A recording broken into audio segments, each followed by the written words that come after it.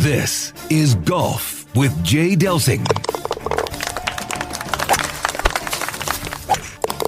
A two-time All-American at UCLA. Competed in nearly 700 PGA Tour events, 7 professional wins to his credit. Over 30 years of professional golf experience. A member of the St. Louis Sports Hall of Fame and the Missouri Sports Hall of Fame. This is Golf with Jay Delsing.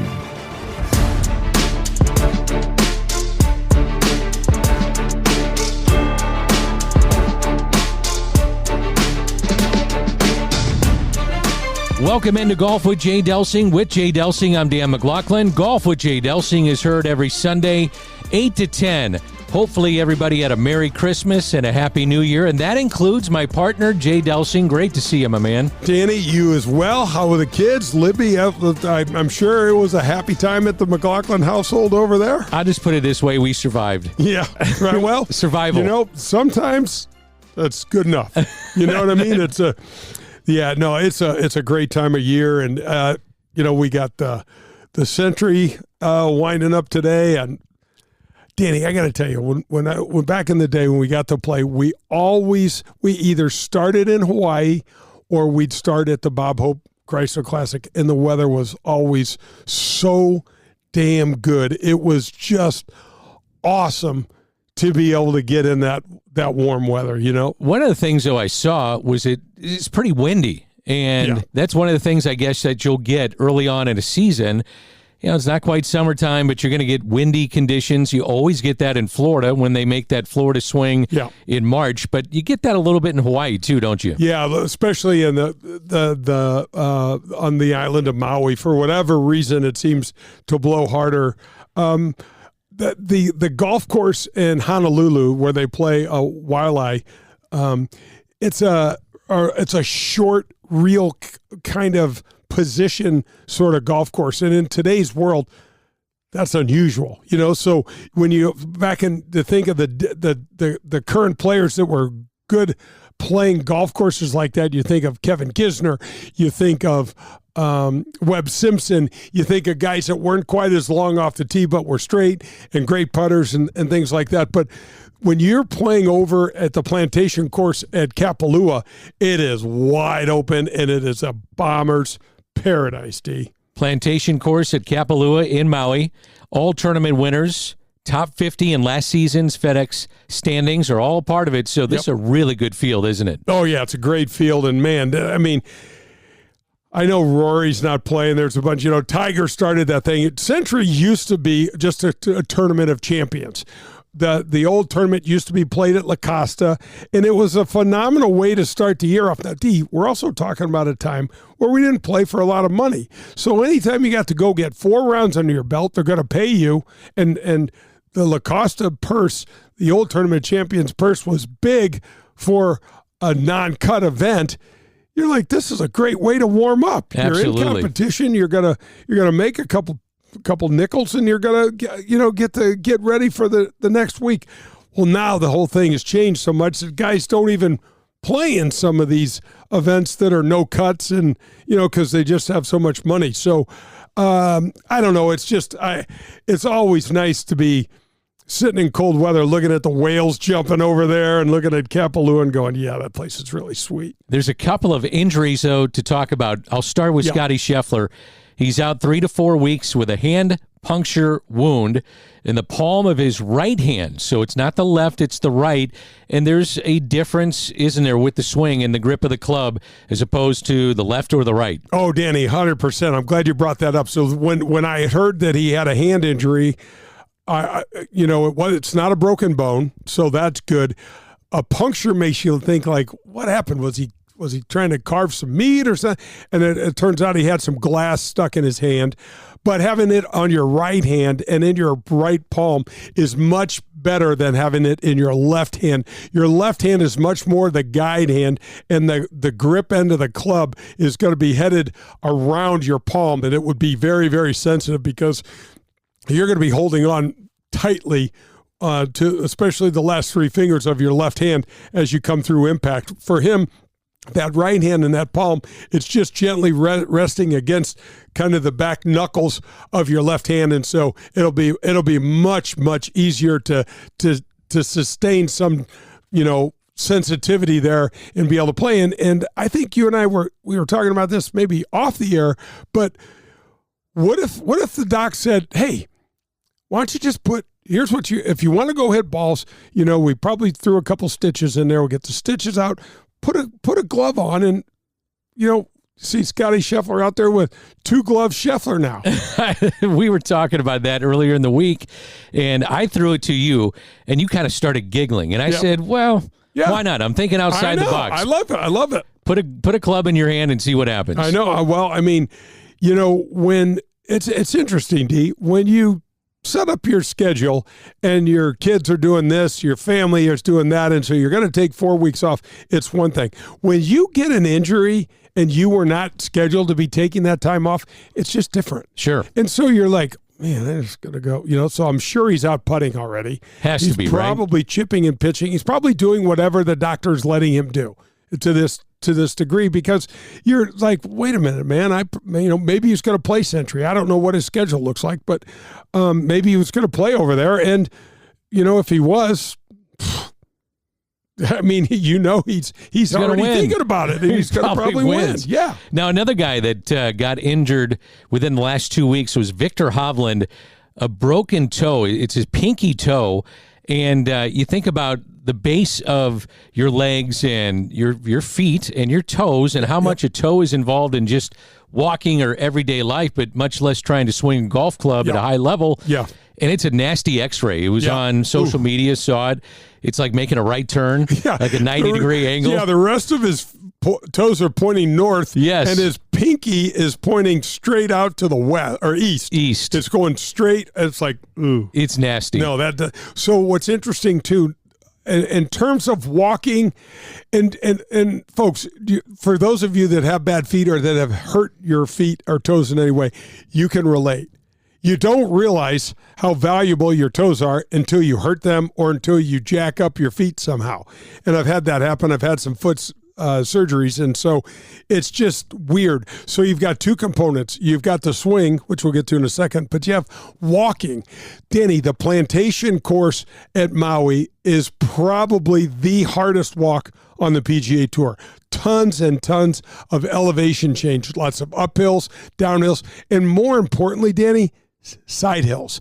And you until your feet hurt you or you've hurt your toes in some way, you don't realize how much just with inside your golf shoes, your tennis shoes, that your feet move when your weight changes on a slope or something like that, until it's sensitive and it hurts. So the walking is a big concern this week for Victor Hovland at the Century. But in terms of having his right foot or his left foot injured, the right is much better. So the right is a push. He's a right-handed golfer. It's a push-off mechanism where you're driving, using the ground as a power source and pushing from the right side to your left.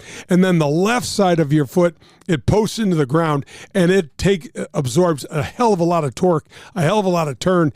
And so from a hitting standpoint, it's much better to have your right foot sore than your left. Okay, how many miles has Jay Delsing walked on the golf course?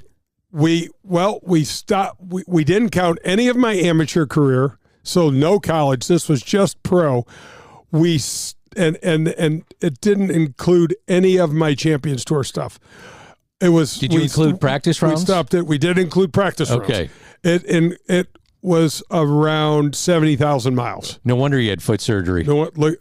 You're looking right at me. No wonder I look like I do. I mean, I've fallen down while I play golf. It's dangerous out there, Danny Mac. So, yeah, it's interesting. You walk so much more than you realize, and so you look at the golf course layout and you go, well, wait a second. This golf course is only 7,400 yards long. You multiply that times 3, it turns out to be, 28,000 feet, and a mile is, so you're like, Delsing, wait a second, that's only 5.5 miles.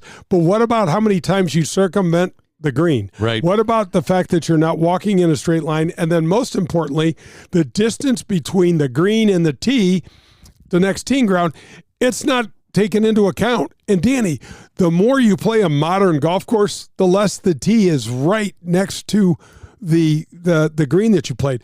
You and I were talking at lunch about the other day about how cool some of the old golf courses were, and you were in Pittsburgh and you had a chance to play Marion, and you said one of the things that made you really a little nervous was, I think it's the 10th tee or the first tee. It's right there. I mean, you open the door and you're standing literally on the teeing ground, aren't you? Oh, yeah. And there's people having lunch or breakfast, and they're watching me take a tee shot. And I'm like, look, I'm already nervous enough playing here. I don't need this. I don't want to upset this guy's stomach. But that golf course was a beautiful example of you walk off the green and the next tee is laying right there. But that's not, especially you go into some of these TPCs and some of these more housing development type golf courses, you can have a half a mile between a green and a tee. So you've been thinking a little bit more about the Champions Tour in terms of maybe finding an event here or there. Yeah. And obviously Stiefel Charity Classic here in town, you're going to be in that again. How's your back? Because for fans that follow your career, and you're one of the most accomplished golfers to come out of St. Louis, so they want to know, you just had surgery, man. How you feeling? I'm feeling okay. I'm not feeling great, but I'm feeling okay. It's only been 2 weeks. And so, I'm upright. I'm moving around. Could you swing a club right now? This week, no. No way. Not yet. No. This week, I get to start adding some exercise and some walking into it. So I got some floor exercises I'm doing. Our buddy Brad Henderson with SSM Health and Physical Fitness has and rehabilitation. Cat's wears all sorts of hats over there, but he gave me some exercises to do, and so I'm at that point now where I can start adding some of those. I can start walking on the treadmill and things like that. So that's going to help. I just didn't realize how much I like moving around, doing stuff, and laying in that chair. You're like, oh, this is going to be great. It's not great. And when it's taken away from you, you realize how active you are, and you miss it. I know we talk. You really miss it. It's like I said about scheduling time off versus being forced to take time off. It's like, Danny, don't tell me what to do. I just don't like to be told. I know that shocks you. I just don't like to be told what to do. And when they're like, well, you can't play, you're like, well, all I can think about now is playing. I mean, we were sitting around before we got on air, and I'm like, when are we going to get to play again? Get a little bit better weather, start swinging the club, you start taking my money. I know. Let's go. I'm personally funding everything that you're doing in your life. I like that. Keep going. Thanks a lot. Yeah. Speaking of the Champions Tour, we'll wrap up this segment with this, but Stuart Sink is committed to play full-time on the Champions Tour. And, you think about it, the last few years he's had success on the PGA Tour, and now he's saying, I'm good with that. Time to play the Champions Tour. Were you surprised at all? A little bit, Danny, just from the aspect that there's only one show, so to speak. It's like, it's not that the Champions Tour isn't cool. It's not that it's easy to win on, because it's not. But it's, nobody grew up thinking, man, I hope I can play some Champions Tour events. Everybody grew up thinking, I want to play on the PGA Tour.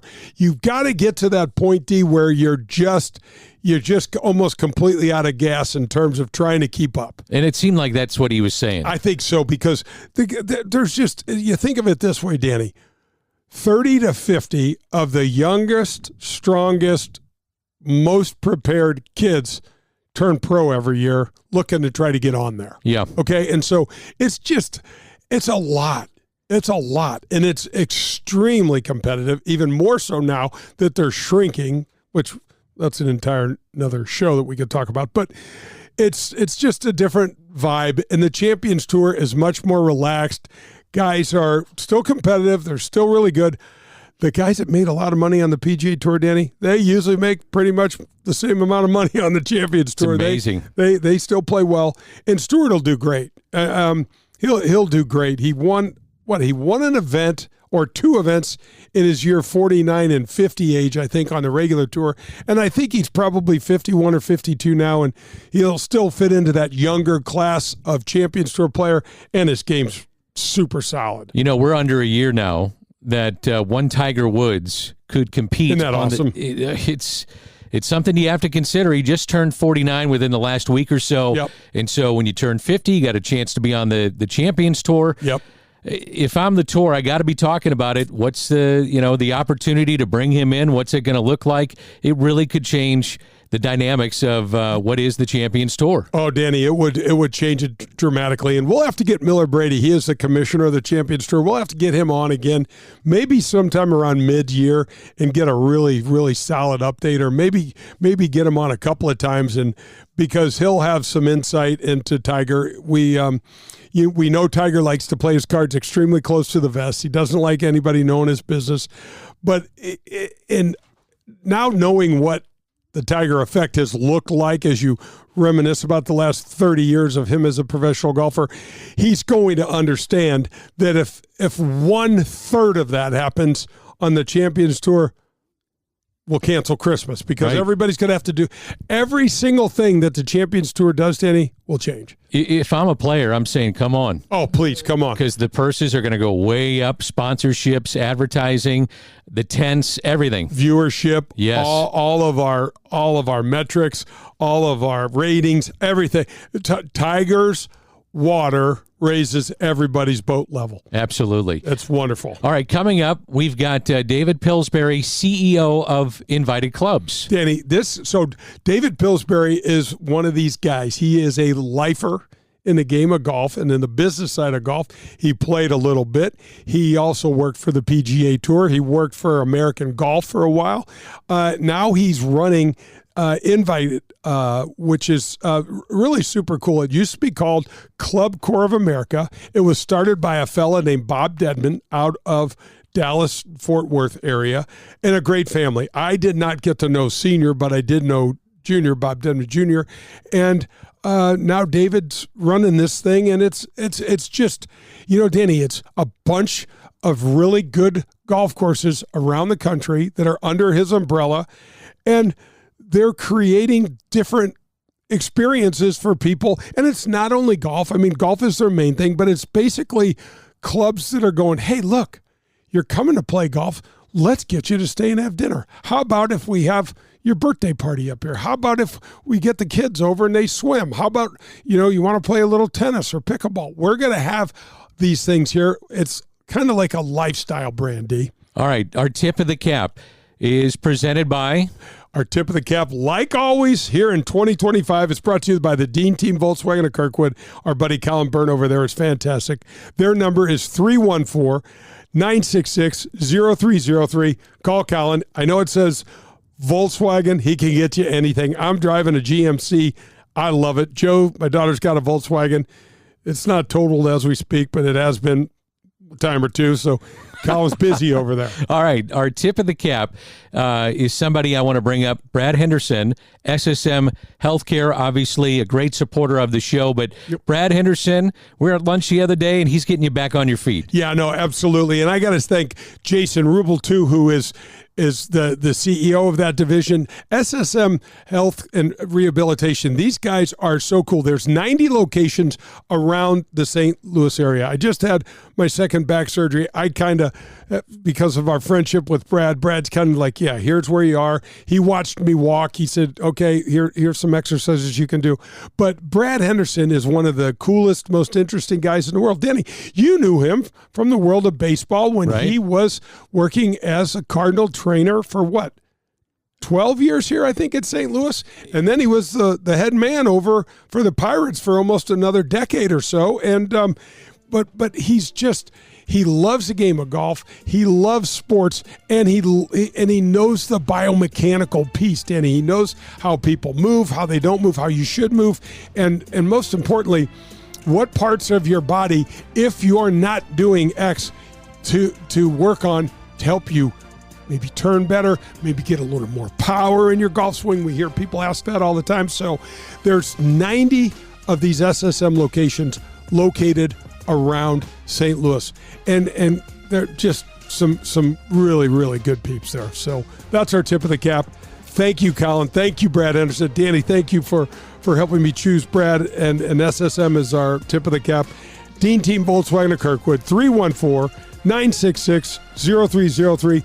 Colin Byrne's your guy. Coming up, David Pillsbury, CEO of Invited Clubs. That's next. You're listening to Golf with Jay Delsing.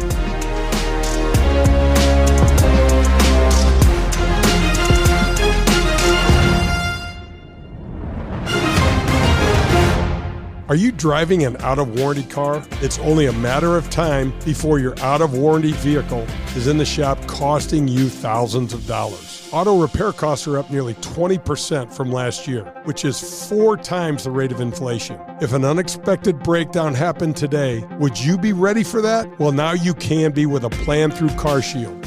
Even if your car is just over 3 years old, it's still prone to expensive costs. Your car is more than just getting you from point A to point B. Traveling by car is a way of life. From picking up your kids to going to a new restaurant, cars are a daily essential. When you enroll in a car protection plan through CarShield, you can look forward to the following. The price will never go up no matter how many claims you file, or no matter how high the mileage on your car increases.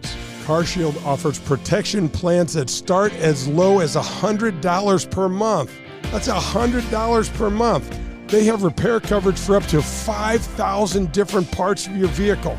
Plus, when your car breaks down and you're stuck on the side of the road, you get 24/7 coast-to-coast roadside assistance. You also get complimentary towing and rental car options. CarShield has my back when my car breaks down, and they can have yours too. Call CarShield today at 800-465-6550 or visit carshield.com. It's CarShield, proud sponsor of the Golf with Jay Delsing show.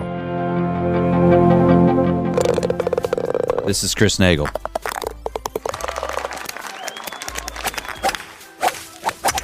And you're listening to Golf with Jay Delsing. If you're in the market for a new or used vehicle, any make or model, then you need to visit the Dean Team Volkswagen of Kirkwood. They are the official vehicle provider of the Golf with Jay Delsing show. My daughter and I both drive vehicles supplied by Colin and the Dean Team Volkswagen of Kirkwood, and it's because we know we can trust them. They made the car buying experience painless and easy, and their customer service is second to none. Every single step of the car buying experience was taken care of for us. You can reach Colin at 314-966-0303, and he will answer all of your questions and put your mind at ease. The Dean Team Volkswagen of Kirkwood has new or pre-owned vehicles to be purchased or leased, whichever you prefer. Once you visit the Dean Team Volkswagen on Manchester in Kirkwood, you'll be a customer for life because they will treat you like family. The Dean Team Volkswagen of Kirkwood, the official vehicle provider of the Golf with Jay Delsing show. Hi, this is Peter Jacobson, and you're listening to Golf with Jay Delsing.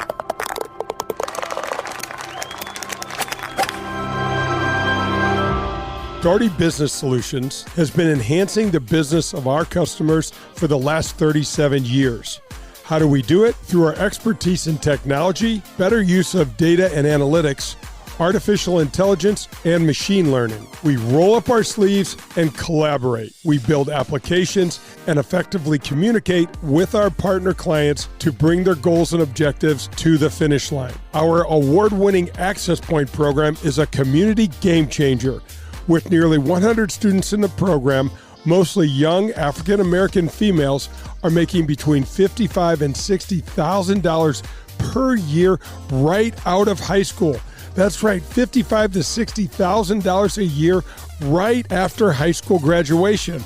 That's when they begin their training. CEO Ron Daugherty believes the talent is equally distributed, but access to that opportunity is not. So here's Access Point, providing more and more opportunity for those in and around our community. It's Daugherty Business Solutions.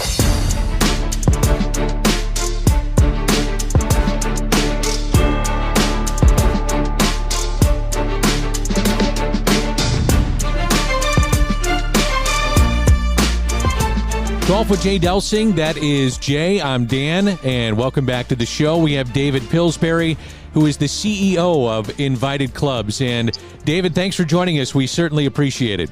Jay, Dan, great to be here, and looking forward to our conversation.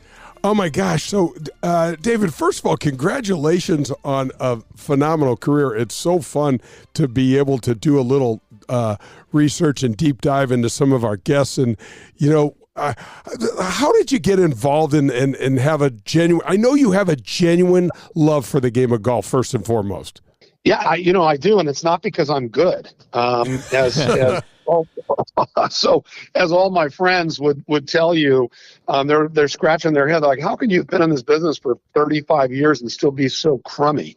And it's not for lack of effort, I can assure you. So, I mean, I grew up in a ranch in Northern California. My parents were teachers, so I didn't play golf. I played football. That was my ticket out of Marysville, California.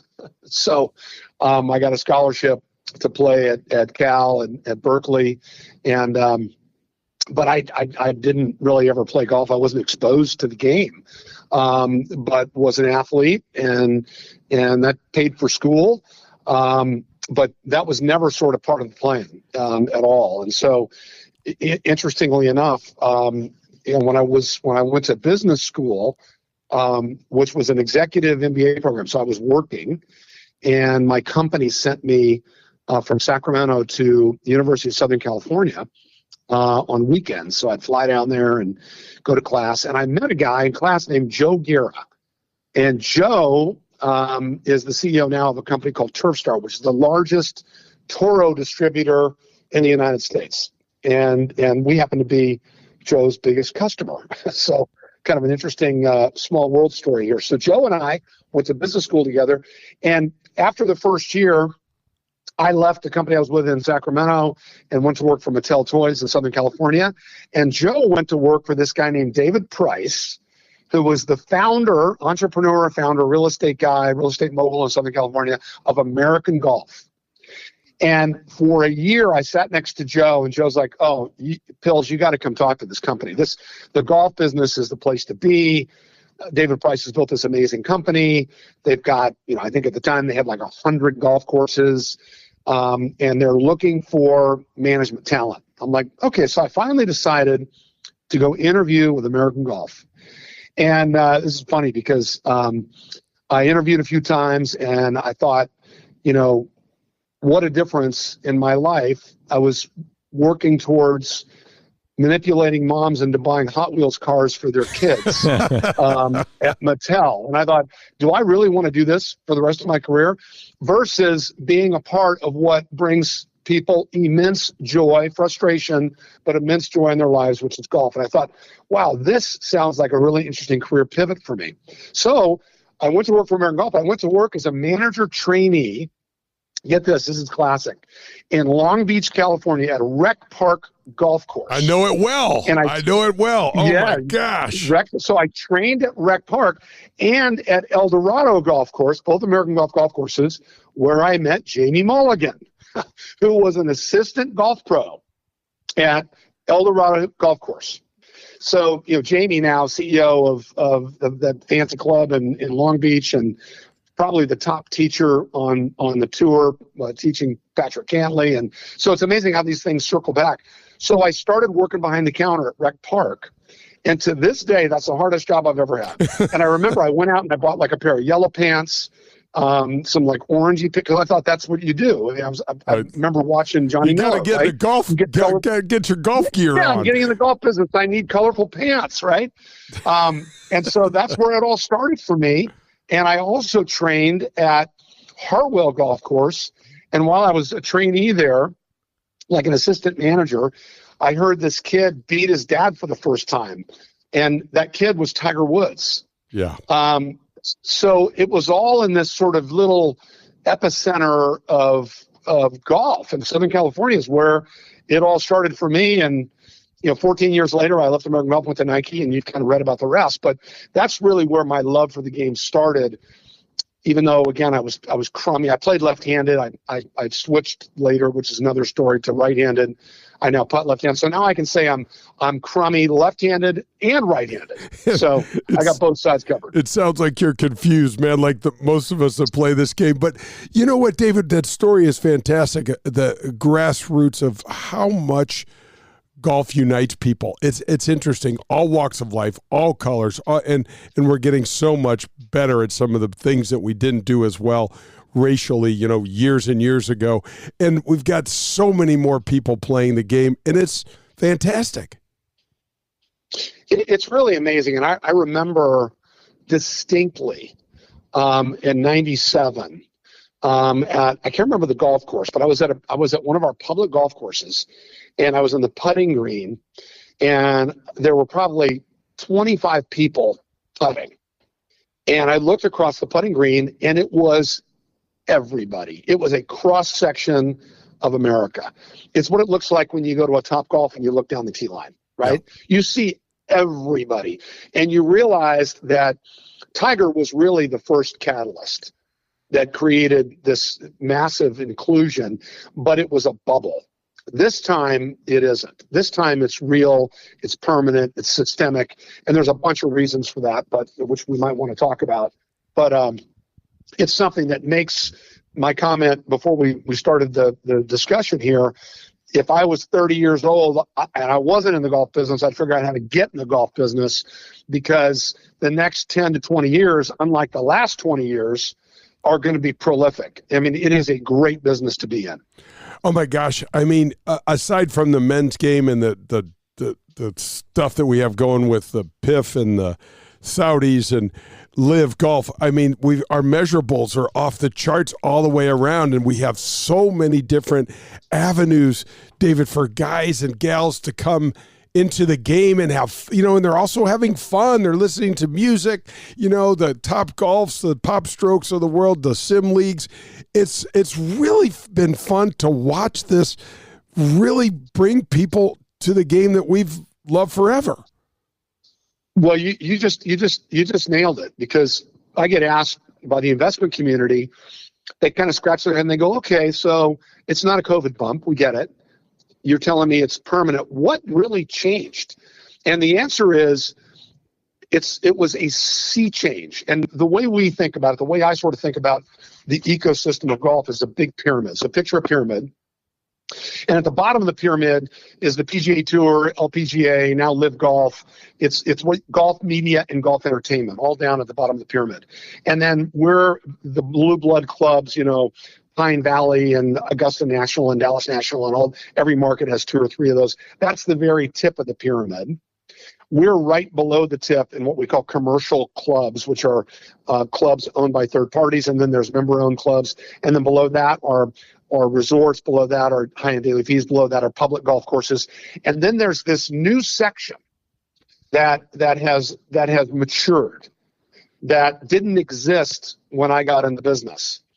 And Top Golf is the primary catalyst, and that is alternative golf entertainment. And what did that do? It removed the friction. So when you take the 150 million people that consume golf media and they're interested in golf, there's no longer any friction to go try it. All you need is a credit card. And back when I started, there was a massive amount of friction. It was like deciding to go try skiing.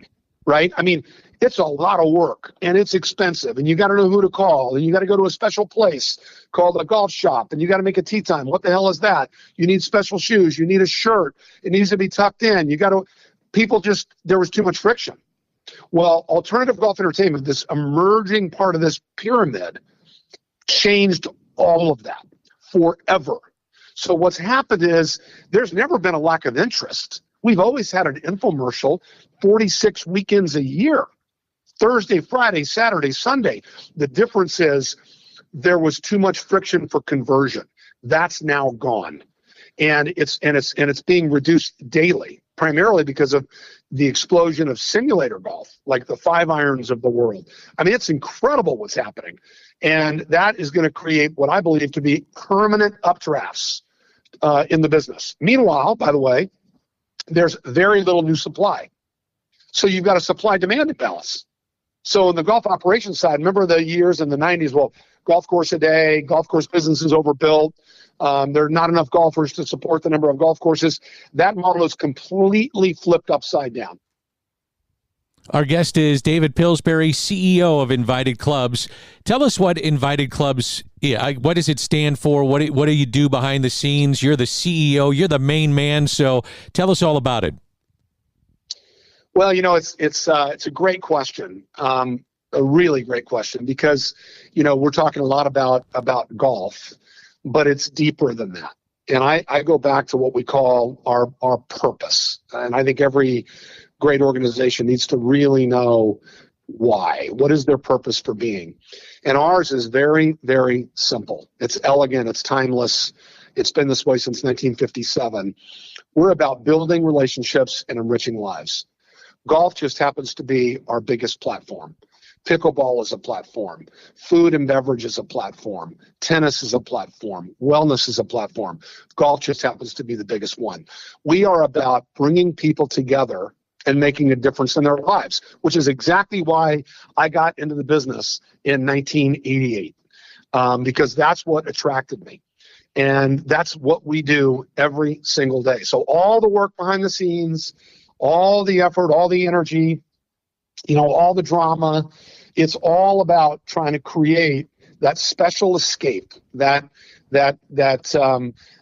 third place where people get to go and be with people they enjoy being with and have a better life as a result. That's what Invited is all about. Well, David, and I mean, congratulations as of 2023. How about these numbers? 57,945 new members, 4.7 million rounds played, 5.25 million meals done, 54 new pickleball courts and 6 new tennis courts, 2,511 fitness start sessions for 6,881 new clients, nearly 65,600 member events. So all of those gaudy numbers are exactly what you're saying. These are opportunities for people to connect through various platforms in a setting that's idyllic. It's perfect. It's fantastic. That's exactly right. And what we have, because we have a network, right? We have 180 18-hole golf courses, 145 country clubs. And we have a broader network of associated clubs called the Alliance of another 250 clubs. So when our members travel, they get to go be a member somewhere else and play golf. And nobody else has that like we do. Nobody else has it because no one else has this kind of scale. And so it's a pretty special company and a special with a very special history. I'm the 5th CEO. We're almost 70 years old, and we're really, really proud of that. Our guest again is David Pillsbury, CEO of Invited Clubs. He's going to stick around for one more segment with us, whether he knows that or not. So David is our guest. Always fun to talk golf, and you're listening to Golf with Jay Delsing.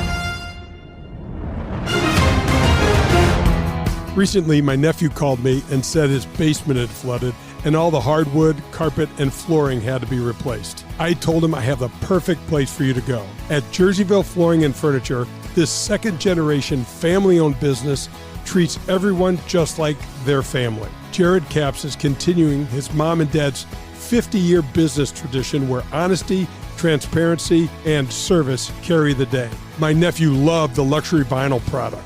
Jerseyville Flooring and Furniture has the largest selection in the area. Whether you prefer Mohawk and the wide variety of their product lines, I love the Rev Wood product, by the way, or Karastan or Pergo Elements line, Jerseyville Flooring and Furniture will literally have you covered. You have pets? Let Jared tell you about the many sustainable flooring and carpet options that are pet-friendly but also easily maintained to keep your floors looking great every day. And don't forget about their huge selection of Lazy Boy recliners. They are awesome and one of the biggest selections in the Midwest. Call them today at 618-936-0536 and get your free estimate or set up a consultation with one of their experts. You can also go to jerseyvillecarpetandfurniture.net. Proud sponsor of Golf with Jay Delsing. Hey folks, we just opened the Jay Delsing Golf Shop. If you need anything golf related, you need a hoodie, you need a visor, you need a quarter zip. My daughter Gemma has spearheaded this effort and I so appreciate all of her help. But we are live and we are ready to get you into some golf gear. Folks, know this, with every single purchase, I will be donating either to the Western Golf Association in support of the Evans Scholarship Program or to Folds of Honor and the great Lieutenant Colonel Dan Rooney. So Everything that you buy from me, we're going to make a donation to those great causes. Thanks for checking it out. It's jdelsinggolfshop.com. This is Paul Lazinger, and you're listening to Golf with Jay Delsing.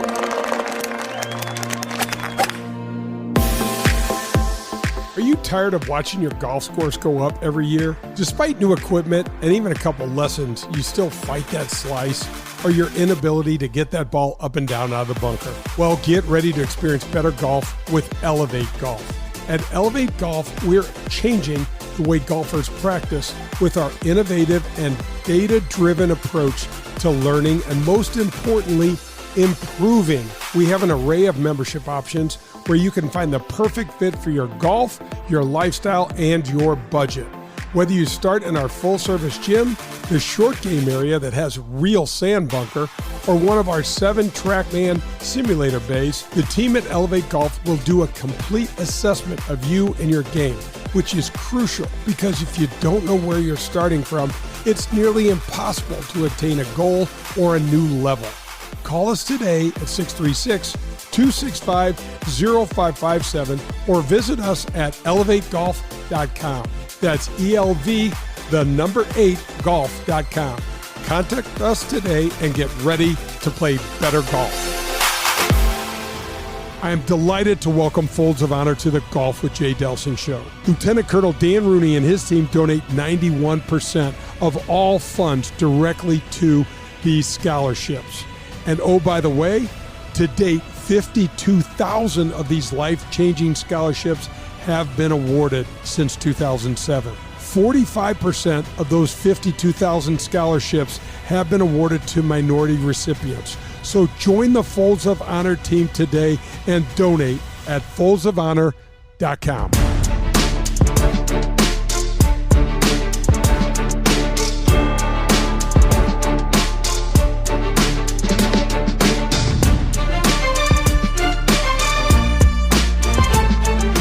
David Pillsbury is our guest. It's Golf with Jay Delsing. He is the CEO of Invited Clubs. We were talking in the first segment, David, about the explosion of golf. And from your point of view, being a guy that is around this, managing it, around so many people, whether it's amateurs or professional golfers, what did COVID do for your sport? What did you see that COVID did in the explosion of golf around that time and how it's carried over to now? Well, you know, when COVID started, it was a very dark period for golf. People have kind of forgotten about that. I remember getting Jay Monahan on the phone, getting Seth Waugh on the phone and saying, hey, guys, we need to rally the leadership of the industry and get these states on board with keeping golf open. And we developed a game plan and applied a full court press across all states because Texas actually came close to closing golf. And there were a couple of key people in Texas that convinced the governor to keep golf open, even though there were certain pockets where local jurisdictions closed golf. California closed golf, Ohio closed golf, Washington closed golf. I mean, we were perilously close to going out of business. And so for the first 3 or 4 months of COVID, we were looking at the abyss. I mean, we laid off 10,000 people in 7 days. And I spent, every day, every night, thinking about how much cash we had and how long we could keep the doors open. So it was very, very scary.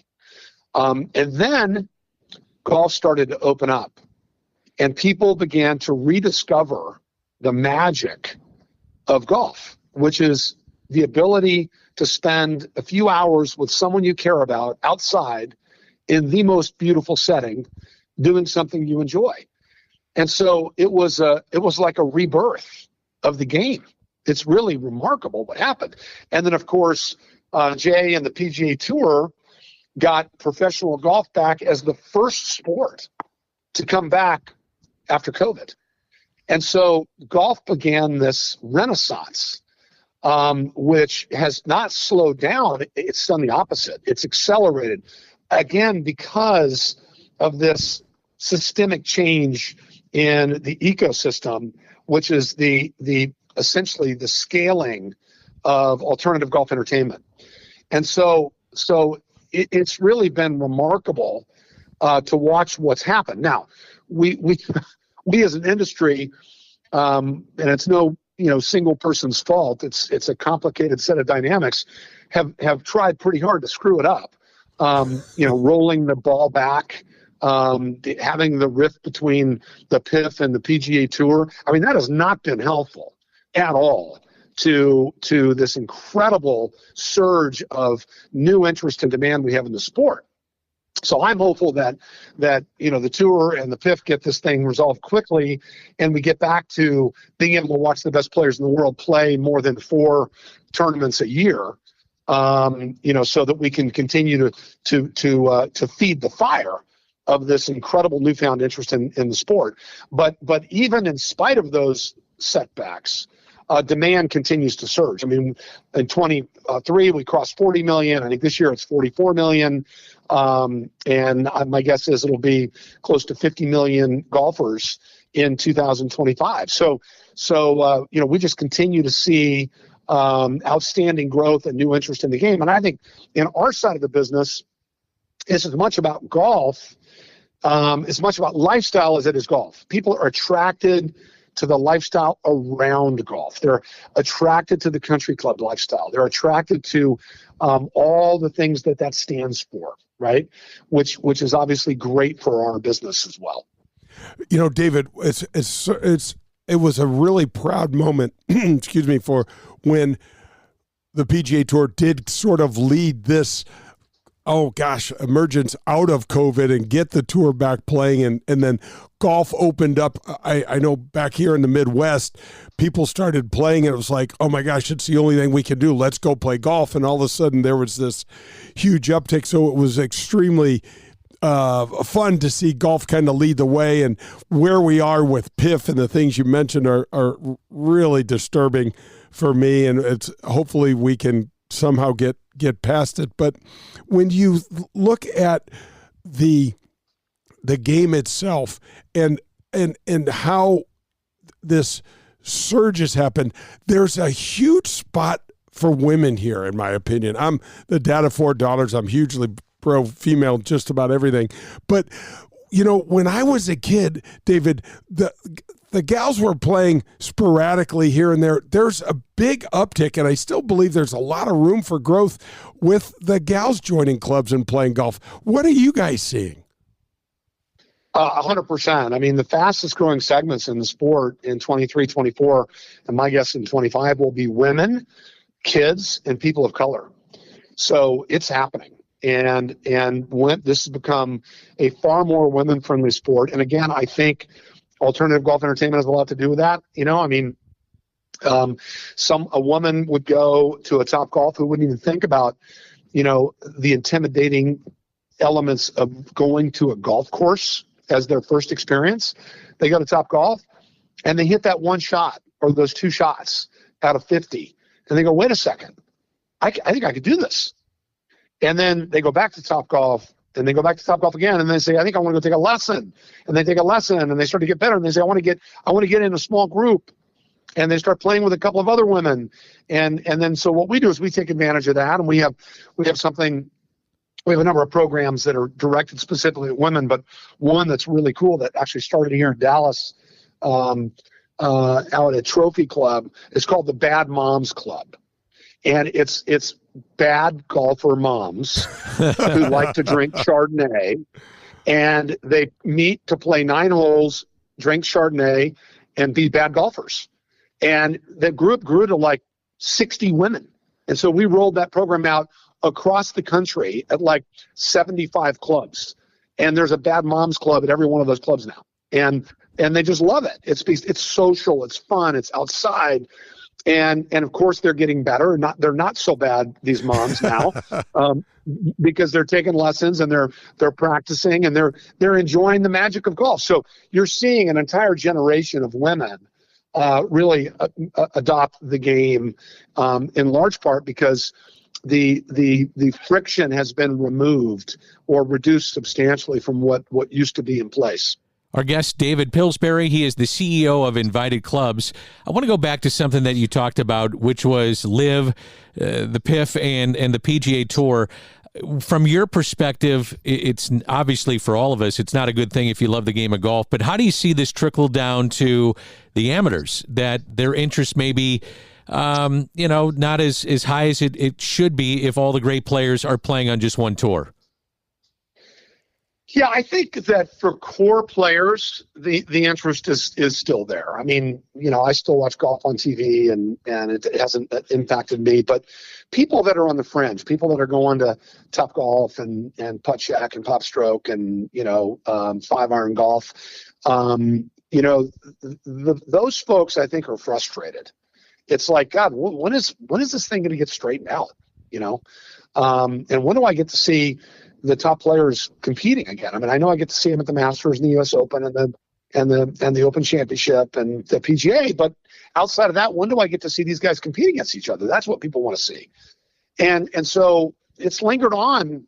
I mean, for too long. I mean, from a fan perspective. Now, I know there are a lot of reasons for that, and it's not simple. It's very complicated, and I don't mean to in any way diminish how hard it is to put them back together, because I know it's incredibly complicated. But from a fan perspective, the longer we wait, the more fatigue will set in and the more risk there is that we lose fan base. And I think everybody acknowledges that. But I think it's actually a real risk. Oh gosh, I think it is too, David. And we'd be remiss if we didn't talk about the Dedman family and how they founded this whole thing. I know that you have a fond place in your heart for them. I did not get to meet Bob Sr., but did get to know Bob Jr. a little bit. Can you talk a little bit about how important that is to you? I know you're a family guy, and I know this was a family business that started, and that's still at the root of what you're doing at Invited. Absolutely. I competed against Club Corp and Bob Sr. and Jr. I know Jr. I didn't ever have the privilege of getting to know Sr., but his legacy is incredible. And one of the reasons why we changed the name of the company is because I thought he, of all people, would appreciate it. Because, when he started the company in 1957, being a corporation was cool. There's nothing cool about being a corporation today. But when he started Club Corp, he started because he wanted to create a club that anybody could join if they had the means. If you could write a check, you could become a member. It wasn't about the color of your skin, your gender, where you were brought up, who your parents were. That's what governed what clubs you could join in 1957 until Bob Dedman started Club Corp. And so Invited is really true to the spirit of building relationships and enriching lives. It's saying to everybody, you are invited to be a member of this club. And that's really what he was all about. So this absolutely circles back to the roots. And I always say the roots of Club Corp, now Invited, run deep. And my job is to just water them and just make sure that they're nourished and we continue to grow on this amazing legacy that he left behind. Oh, and I totally agree with you, David. The name Invited is so clever. How is there a story behind that? What? Because I agree with you. I think this is so in line with what the Dedman family were doing and what they're all about. Yeah, I mean, we were just Club Corp. It used to be Club Corporation of America, and they shortened it to Club Corp. It just felt stale and old and not relevant. And that's not to say that anyone did anything wrong. It's just things change over time, and we changed as a company. Not the heritage, not our roots, but many other aspects of the company have changed. And so this was really about going back to where we started, and that's what really drove the decision, was to do something that we thought was more consistent with what Bob Dedman set out to accomplish in 1957, not less. So what's next? What's on the table? What do you do next? Well, right now we're owned by private equity. We have, a fair amount of debt. I'm trying to get the debt reduced so that we can, generate more free cash flow that we can then reinvest back in the business. We've spent $700 million over the past 7 years, actually a little more than that. And we've been repositioning clubs, which means we take these old clubs that are in markets where the local community has increased wealth, has increased, the demographic has shifted favorably, and their expectations have gone up. And we're going in and we're investing in the infrastructure of these clubs, including adding amenities, improving the golf courses, and then charging what the local market will pay for a more premium experience. We call it a club repositioning. We've done 30 of them, and we've got 52 more to do. Requires a lot of money. So my job is to go get the resources to make that happen.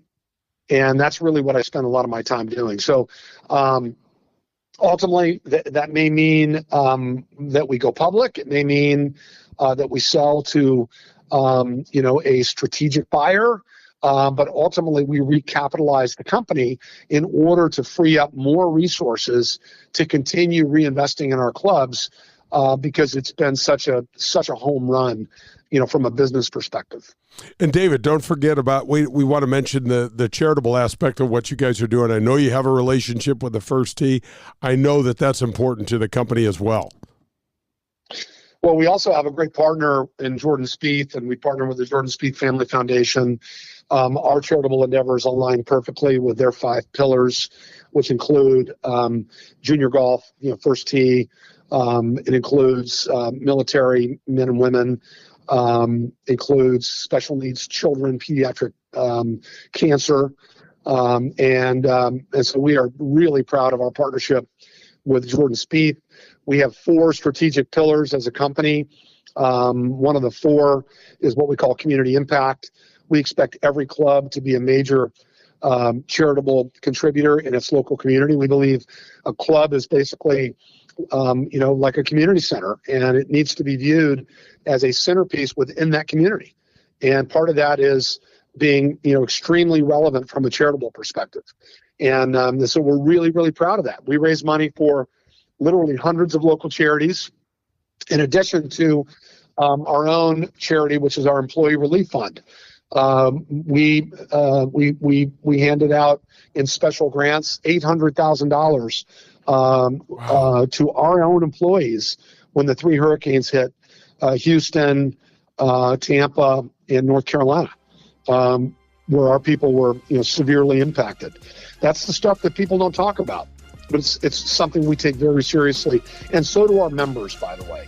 They're the ones that primarily are writing the checks, and they're amazing because they care about their local communities and they care about their employees. Well, David, you've been incredible with your time, being a Cal guy and talking to a UCLA guy. I got to give you a lot of credit for doing both segments with us. So, hey, thanks for your time. Continued success, and best of luck with everything you're doing. Appreciate it, guys. Jay, Dan, great to talk to you, and thanks for what you guys are doing. That is David Pillsbury, CEO of Invited Clubs. You're listening to Golf with Jay Delsing.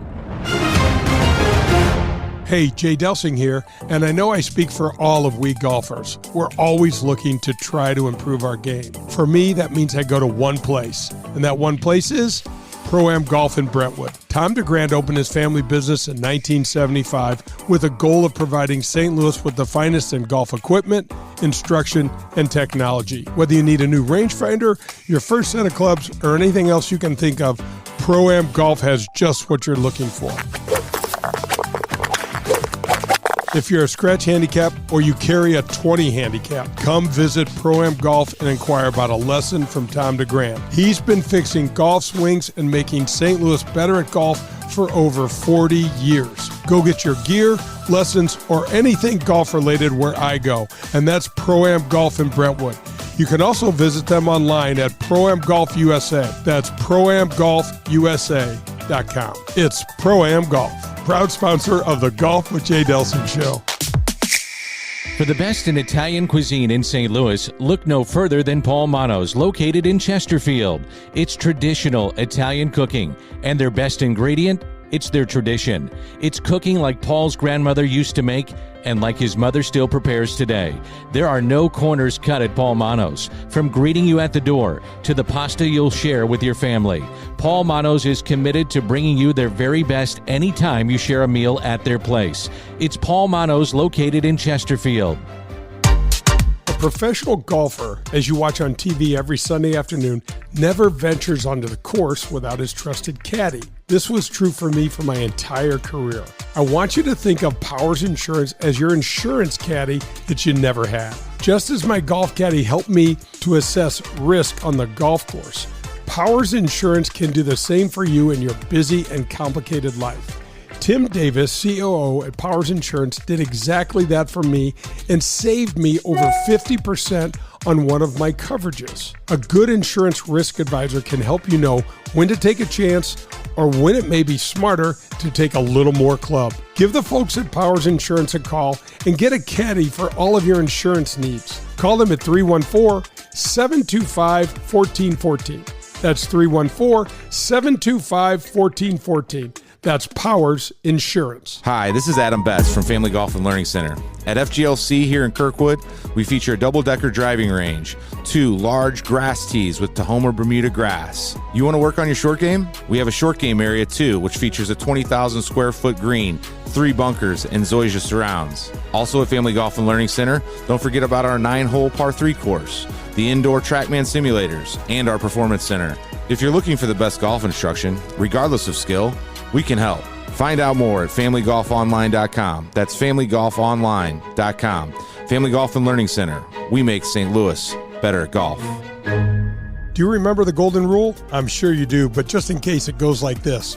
Treat people the way that you'd like to be treated. At People's National Bank, that one statement is the cornerstone of what this bank is all about. Locally owned, with 23 locations in Southern Illinois and the metropolitan St. Louis area, People's National Bank parlays a robust menu of commercial or personal banking services you could possibly need with a friendly yet hardworking Midwestern attitude. Maybe you just want to do business with a bank whose entire team lives in the same neighborhoods as we do. If you're like me and doing business with someone you trust is important to you, then People's National Bank is the bank for you. Jason Rantham, local president, is here for you to call, and he'll answer any questions you may have. His personal cell is 314-974-2243. You can also find us online at peoplesnationalbank.com. People's National Bank is here for all of your banking needs. This is Golf with Jay Delsing, rated as the #1 golf show in the Midwest. Now let's get back to Jay and Dan.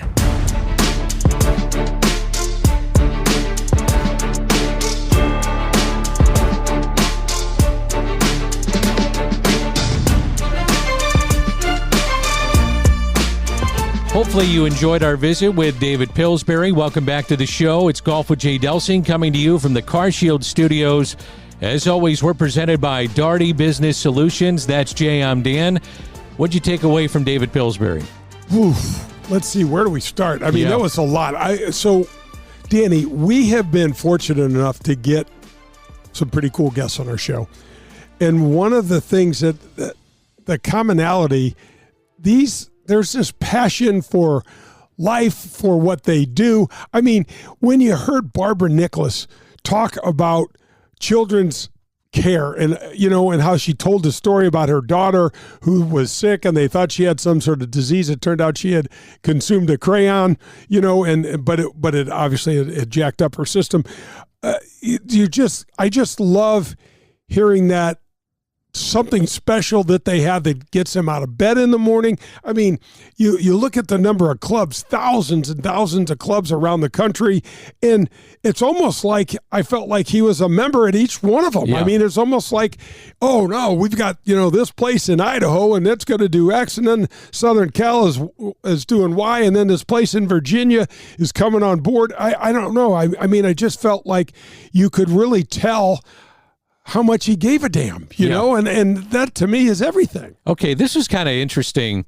at the with this being the new year, but they went back and looked at last season and in all sports in terms of sports broadcasts. 75 of the 100 most watched primetime telecasts this year were sports.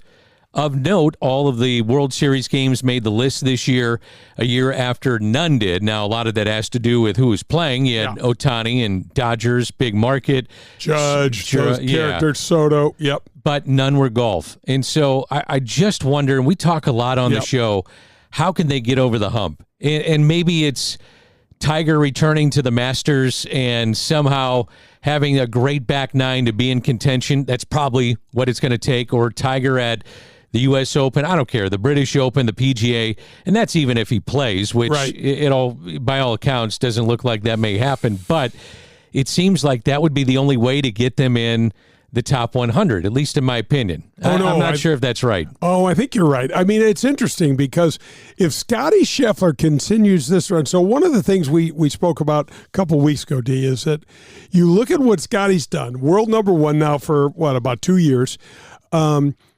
won 2 majors, 13, 14 events, won 9 times last year, got a gold medal. I mean, his resume is getting fat. It's getting no thick. doubt.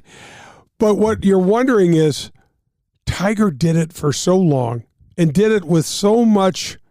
It's interesting, Danny, because Tiger lives his life very demurely. He likes to live under the radar. He likes people not know where he is. He likes privacy. You get him out in front of people with a club in his hand and 50,000 eyeballs on him or 10 million eyeballs on him with the television there, and he goes absolutely bananas. Well, it leads me to this. To celebrate Scotty Scheffler's dominant 2024, the PGA Tour released an hour-long documentary this last week. The doc is called Scotty 24 and produced by the PGAtour.com's Sean Martin, and it chronicles Scheffler's wild year, which did include 9 wins, his second Master, Olympic gold medal, over $63 million in on-course earnings, and the shocking arrest, too, at the PGA Championship in May. But among those interviewed were Scheffler, Ted Scott, his caddy, his coaches, Randy Smith, we've had him on the show, Trevor Immelman, there's Brandel Chambly, and PGA Tour players Sam Burns, Colin Morikawa, Tom Kim, and Tiger Woods.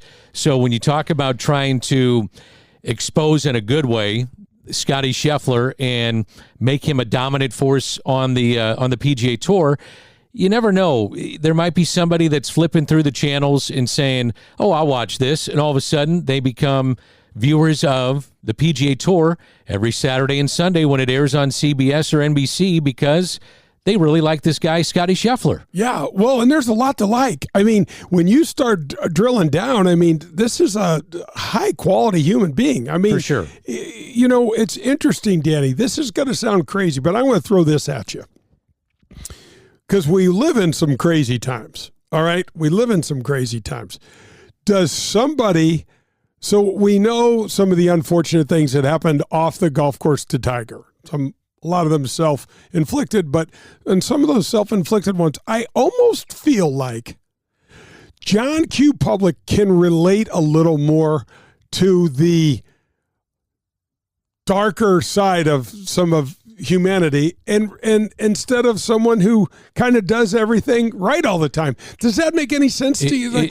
I mean, John Daly is one of our most beloved players, whether it's regular tour. If John Daly went and played a regular tour event, he'd still get thousands of people watching him, Danny. And it's because he's a drinker, he's a smoker, he tells it like it is, he's been divorced 4 times, and very, very relatable. Well, the other part of it is redemption. And seeing John Daly deal with some of the personal issues he's had, which you just chronicled. The other part is Tiger, and it's one of the great falls in sports. Then he comes back, he competes on the PGA Tour, and he wins the Masters. The redemption story. Unbelievable, man. We love that in America. I think we love that across the world. We want to see redemption stories, and that's what, to me, becomes relatable when I watch sports and athletes, the redemption story that comes along with them. I just think it's awesome. Yeah, I do too. And I think what's interesting, Danny, is that the PGA Tour you're seeing more and I don't necessarily love this word, but more diversity in race. You're seeing guys like Sahith Theegala, who's one of our favorites here. You're seeing Akshay Bhatia. These two kids have some Indian American descent. But you're also seeing, a 22-year-old Korean American Tom Kim win 3 tournaments and absolutely light the crowd up at the President's Cup in Montreal. And so there's lots of great stories out there, Danny, and a lot of, I feel like, I love your opinion on this, because Tiger considered himself multiracial, right? His dad was African-American, his mom was of Taiwanese descent. But when Tiger came to the golf course, I didn't see any color. I saw a showman. I saw a guy that was like, dude, I said this to him one time. I said, were you just not meant for this or what? He's like, I love it. You could tell he was just meant for it. And so that sort of charisma that Tiger had, that sort of, Danny, I'm going to beat you, and we know I'm going to beat you, but it's going to be spectacular. You just hit the nail on the head. I'm going to stand over you, and I'm going to fist pump, and I'm going to run across the green. And I think that's the part that that the tour kind of misses. Well, you may see something you've never seen before with him. You're going to see something unique. You're going to see one of the greatest golf shots that you've ever seen. It seems like at every tournament. May not happen every round, but you may see something that you've never seen before. So that will get you to watch. Yeah. The other thing is, I think in sports it's good to have a dominant team at times. They run its course, but a dominant individual is a little different than a dominant team. Yeah. And when you had a dominant guy like Tiger Woods, people gravitated towards that to see something special and to see him continue to win as an individual. Yeah, no, I think you're right, and the fact that his race was whatever it was and I hope that opened doors that should have been opened before. But to me, it's almost like secondary because of the way Danny. It's interesting because when Tiger came in with all the speed and all the power, it wasn't like we hadn't seen powerful people before, but we hadn't seen anybody that had the control, so he stands up at Pebble Beach and stands out there from 272 yards to, I'll never forget this. This is when I knew I should have just raised the white flag and surrendered. I didn't, because I'm not a smart person, but he stands out there with a 2-iron and flies it straight over the flagstick and gets the 2-iron to land like it's a wedge on the par 5, and everybody else in the field is going, we can't do that. No. And that's what I mean. Yeah. Even for you guys to be blown away. But for the average fan, you're sitting there watching going, there is no way I can do that. There's no way that other guys on this tour can do it. Right. And I'm watching something truly unique and spectacular that I've never, ever seen before. Amen. It's Danny, not very often would a tour player go watch another golfer hit balls. But when Tiger was coming out, so I'll never forget, Danny, one time we were playing up in Toronto and the great Mo Norman came out. And he had, including Nick Faldo, including Curtis Strange, including all the best players in the world, we were all standing there right there watching this guy hit balls. Now, we all had different opinions. We could talk about this some other time if you want, but that doesn't happen very often, D. We'll get massive celebrities walk on the driving range and guys are like, we don't care. Right. You know what I mean? But then Tiger comes out and everybody was kind of like, what is he doing that is so different? And it was just like golf on steroids. I mean, his 5-iron would go 240 yards, instead of 200 yards. And his drives could go God only knows. But then he gets his putter in his hand, and he's the best putter on tour. And you're like, wait a second, where did this come from? And this sucks. Okay, Lou Stagner is one of our favorites. I love Lou. Speaking of Tiger. Yeah. Okay, what do you think his career make rate from 7 feet to 8 feet 11 inches is, percentage-wise? Okay. Is this any specific time in a tournament? This is his career. 7 to 8, almost 7 to 9 feet almost. Yeah. I'm going to say 59%. Pretty good. Yeah. This one shocked me. 52%. So the best golfer you could say ever. Yep. Missed 48% of his putts from that distance. Yep. You know what happened when I read that? I feel pretty good about my putting. Danny, it's weird. When we were playing on tour, Dave Pels sent out a questionnaire for all of us to answer. And again, we didn't have people asking us to do much, so everybody participated and started, giving him questions. He was asking questions, and one of them was what make percentage, and of course we didn't have statistics like we do now. What sort of make percentage does the average PGA Tour make from inside of 6 feet? And all of the numbers, including mine, I was like 72%. And Ben Crenshaw got it closest, and it was like, back in the day, it was like 54%, wow. 57%. Yeah. And Pell said one of the reasons why Ben is a better putter is because he's more realistic. Like, he knows a 6-foot putt isn't a gimme. I'm over there thinking I should make every one of them. And that's what the mindset should be. And I hear you say this all the time. Yeah. And I don't care if you're 100 feet. We're making. You're 80 feet. You're like, man, I'm there to drop in the putt. Yeah. I'm not there to lag it. I'm there to put it in the hole. In the hole. And that's how you teach it, too. I'm aiming for the hole, and I don't care. This is what gets me. So when I try to explain this is not really a philosophy. This is just how a tour player thinks. We're here to make every single putt. And I'll get someone that'll be an amateur that I'm trying to help explain that to them, and they'll stand from 50 feet away and they'll knock it 20 feet by the hole. And I'm like, guys, it could have hit the hole dead center. That's not going in. That doesn't mean you hit everything super hard. It means the mindset doesn't change. You pick out your line. You feel the speed just like you're rolling in a 3-footer. Yeah. But their thought was, I got to charge. Nope, you got to charge all. I mean, if you're bold and you like to putt firmly, great. But if your ball rolls 15 feet by the hole, that's too hard. It's not going in from any distance. All right, Jay, I feel pretty good. Tiger, 48%. I know. How about that? There's some misses in there. I know. I feel better about myself. I know. It's pretty crazy. Those statistics are kind of fun, Danny. Oh, they're great. It lets you know this ain't easy, man. It's not easy. No. All right, that's Jay. I'm Dan. You're listening to Golf with Jay Delsing, coming to you from the CarShield Studios. Many of you are on your way to play in Florida, maybe Arizona, out west in California, maybe some of you going to Hawaii. We're going to talk about that and maybe some tips from Jay to help you out. This is Golf with Jay Delsing.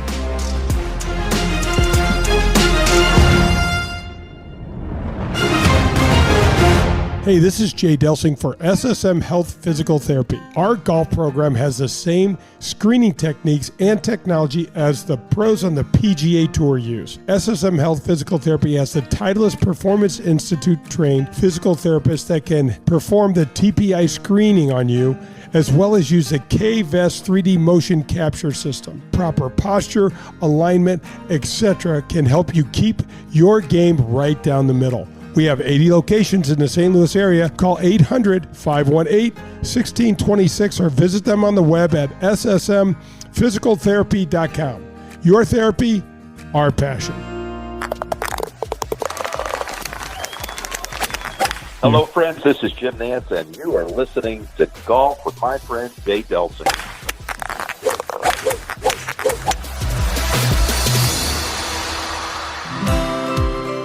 So you've been hearing me talk about one of our community's greatest contributors and most philanthropically inclined companies. Yes, of course, I'm talking about Marcone. They're the largest distributor of General Electric appliance parts in North America. Did you know that Marcone is also the largest and most trusted supplier of commercial and residential appliance parts, HVAC, plumbing, commercial kitchens, and pools and spas? All of that's in North America as well. That's right, Marcone does all that. Marcone is committed to supporting our first responders, all the branches of service in our military, our police and firefighters, and many more. From the viewing deck at the Ascension Charity Classic, founded in honor of our military heroes, to their commitment to Reese Across America program, Marcone is here for you and your family as well as your community. That's Marcone, the official sponsor of the Golf with Jay Delsing show. This is Adam Betts from Family Golf and Learning Center located in Kirkwood. Our motto is play your best golf. We have the best instruction for every skill level. 2 female instructors along with our 8 PGA instructors. We're there for the kids and the adults who are starting to play and trying to refine their game. Family Golf and Learning Center features a double-decker driving range, grass tees, and a short game area, along with indoor simulators and a performance center. That's not all. Don't forget about our back 9 bar and grill. Find out how we can help you and your family. Head to familygolfonline.com. That's familygolfonline.com. It's Family Golf and Learning Center, where we make St. Louis better at golf. Hey folks, we just opened the Jay Delsing Golf Shop. If you need anything golf related, you need a hoodie, you need a visor, you need a quarter zip. My daughter Gemma has spearheaded this effort, and I so appreciate all of her help. But we are live, and we are ready to get you into some golf gear. Folks, know this. With every single purchase, I will be donating either to the Western Golf Association in support of the Evans Scholarship Program or to Folds of Honor and the great Lieutenant Colonel Dan Rooney. So everything that you buy from me, we're going to make a donation to those great causes. Thanks for checking it out. It's jdelsinggolfshop.com. I am delighted to welcome Folds of Honor to the Golf with Jay Delsing show. Lieutenant Colonel Dan Rooney and his team donate 91% of all funds directly to these scholarships. And oh, by the way, to date, 52,000 of these life-changing scholarships have been awarded since 2007. 45% of those 52,000 scholarships have been awarded to minority recipients. So join the Folds of Honor team today and donate at foldsofhonor.com. You're listening to Golf with Jay Delsing. Brought to you by CarShield and Doherty Business Solutions. Every Sunday morning from 8 to 10. It features top guests, tips from a PGA Tour player, and the latest news and notes from around the world of golf. This is Golf with Jay Delsing. Are you driving an out-of-warranty car? It's only a matter of time before your out-of-warranty vehicle is in the shop costing you thousands of dollars. Auto repair costs are up nearly 20% from last year, which is 4 times the rate of inflation. If an unexpected breakdown happened today, would you be ready for that? Well, now you can be with a plan through CarShield.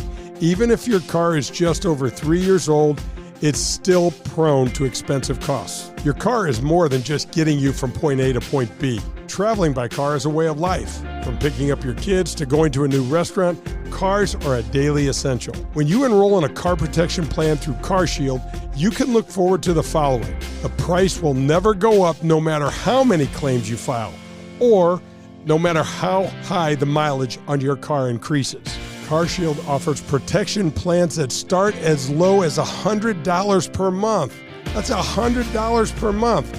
They have repair coverage for up to 5,000 different parts of your vehicle. Plus, when your car breaks down and you're stuck on the side of the road, you get 24/7 coast-to-coast roadside assistance. You also get complimentary towing and rental car options. CarShield has my back when my car breaks down, and they can have yours too. Call CarShield today at 800-465-6550 or visit carshield.com. It's CarShield, proud sponsor of the Golf with Jay Delsing show.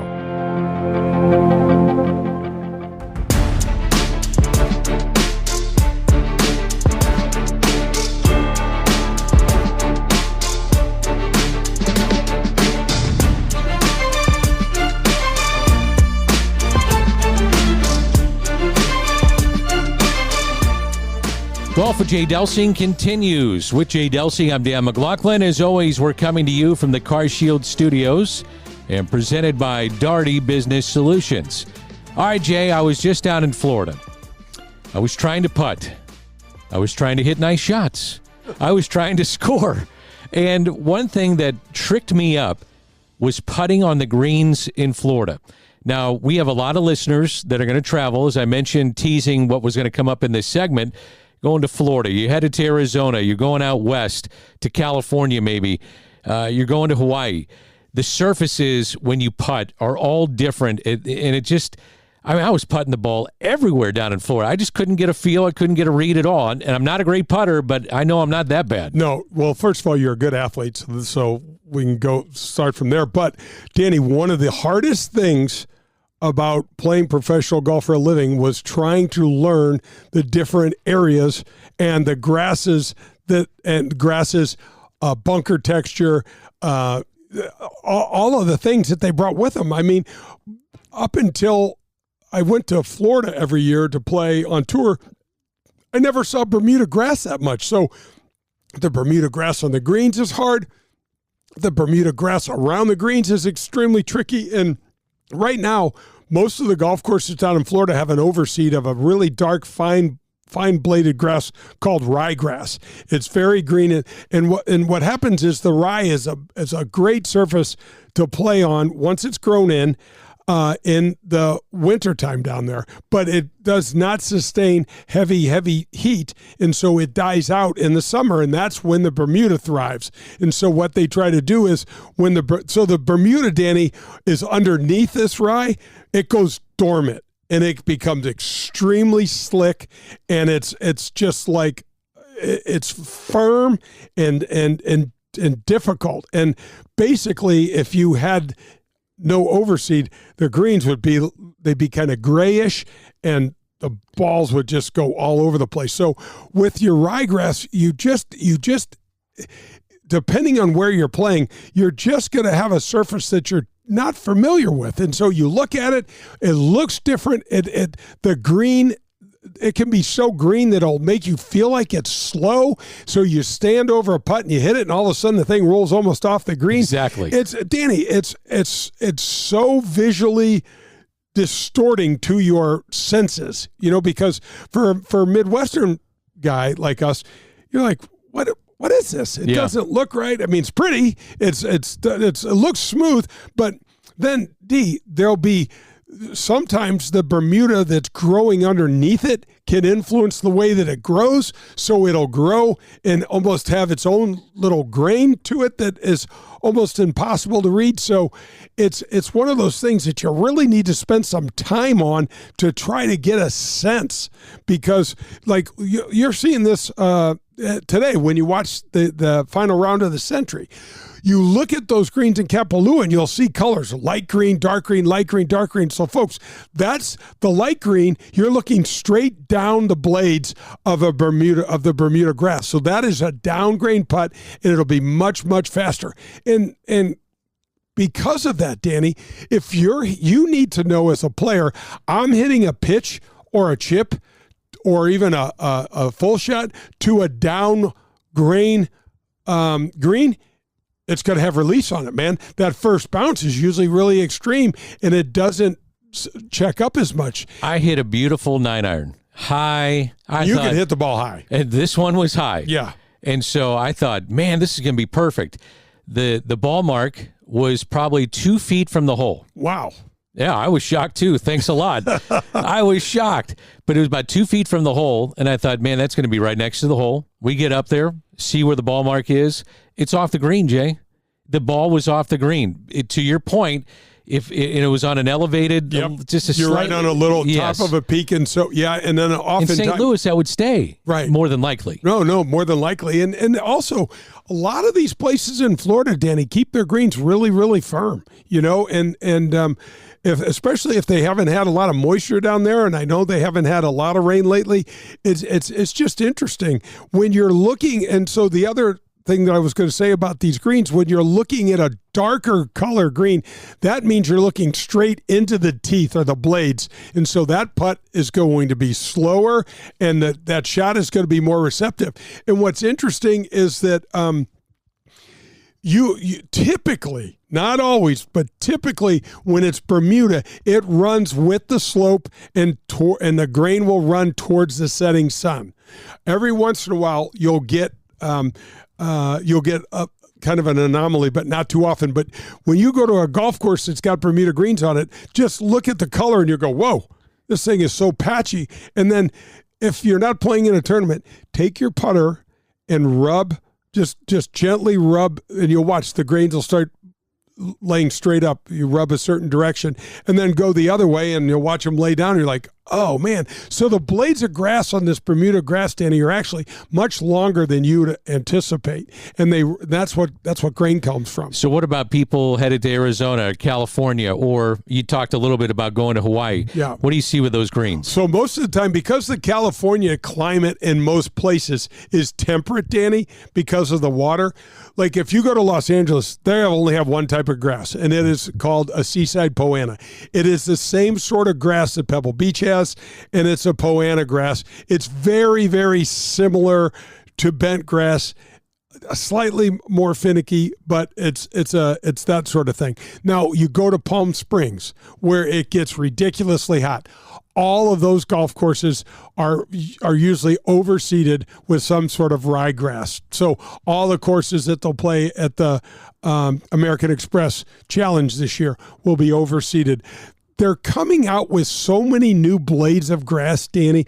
Remember what Mike Wan said with the USGA on how they're looking for grasses that don't need to be mowed quite as often. They're looking for grasses, Danny, that don't require as much water. You know, they're looking to try to maximize some of the benefits of this technology in agronomy, and it's really interesting. But Palm Springs stuff will have overseed because most of the once that Bermuda dies in the winter, goes dormant in the winter, it's not a fun surface to play on. So this is the first tournament wrapping up today, the Century. Let's ask you a couple questions. Yeah. So who gets their first major in 2025? Do you have one that comes to mind, a player that comes to mind to win that first major in 2025? The first thing that comes to mind is the fact that Xander Schauffele's not on this list anymore, and Sure. I think that's fantastic. He knocks off the PGA Championship at Valhalla and then the Open Championship in some really dicey weather. That was super cool. So there's a couple of people, Danny. I really like this left-handed kid, Akshay Bhatia. I really like him. That's He's my guy. Former world number one amateur.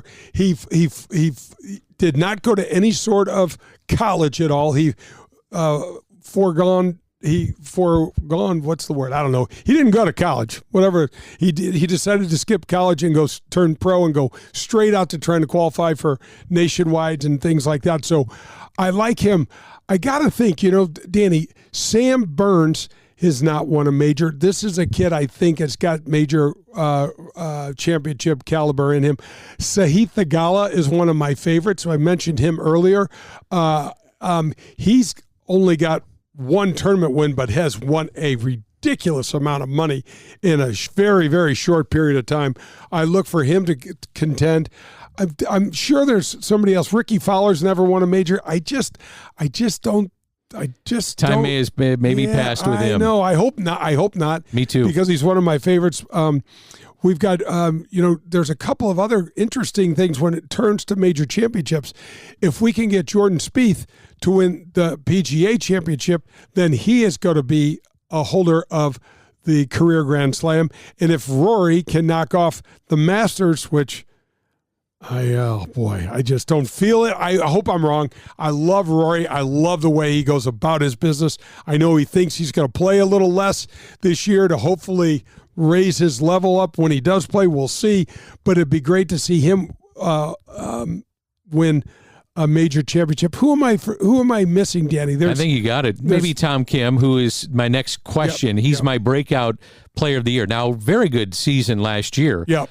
Very good, especially in international competition, but he's my breakout guy looking ahead to 2025. Wouldn't surprise me if he won a major either. He's won 3 championships. He's 22 years of age, probably 23 by now, somewhere in there. And we know, Danny, that the stage won't be too big for him. We've seen him actually take his game to different levels. He didn't really have much to say in any major championships in 2024. So it's interesting. You got to remember, there's 4 of these. That's right. And it's hard to get your game to peak, all aspects of your game to click on all cylinders when you need them to. And that is a challenge, especially for someone 22 years of age. So I do, but I like Tom Kim. I like his game. I like his mindset. He's got Paul Tesori on his back. I was texting Paul the other day and said, Paul, and he said, anytime you want me to come on, he goes, let me knock off a tournament. How about Ludwig? There's another one. Yeah. I mean, he'd probably be number one. Yep, he's got a really good chance. He's definitely got major championship caliber golf in him. Danny, finished second in his first major ever at Augusta, and he's got our buddy Joe Scavron caddying for him, and so he's fun to watch. So he's so calm in these things too. He smiles. He's having fun. That's what I love about him. He just seems to be calmer than some of the other guys that are competing on tour. Danny, I think you're right. And if you watch what his pre-shot routine looks like, he's always in motion. His feet are always moving. So he is deliberately trying to keep his pre-shot routine very athletic. Yeah. Brad Faxon talked about being athletic when you putt, instead of trying to stand there so rigidly. And, Fax was always kind of, looking at the hole, and then all of a sudden off goes the putt, and I didn't even know I hit it yet, things like that. So, yeah, Ludwig Aubert is a really good person to look at. A young man, Max Grayerson, has not won on the tour yet, and I look for him to knock off his first PGA Tour win. I think he finished third 3 times, Danny, in his last 10 events, and had a really nice year.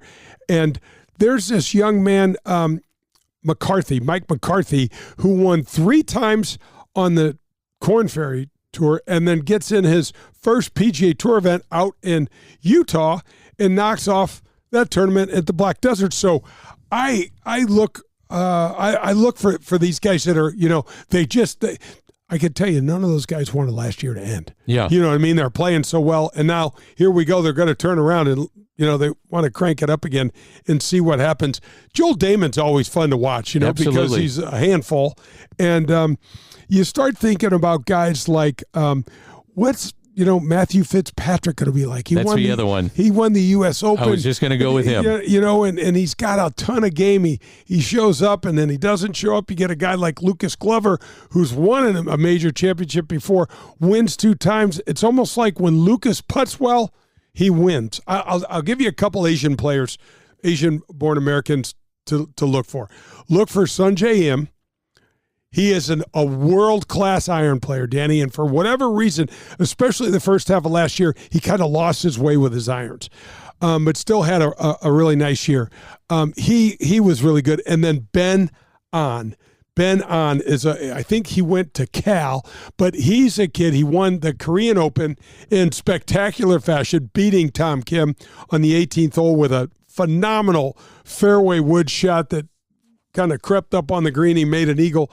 But I think Ben An's going to have a hell of a year as well. By the way, on the LPGA Tour, on the women's side, there was a 27-year-old from New Zealand honored by the government with the title Dame, the female equivalent of knighthood. Yeah. You were telling me all about this. How about that? So guys, Lydia Ko had one hell of a year. She won multiple times on the LPGA.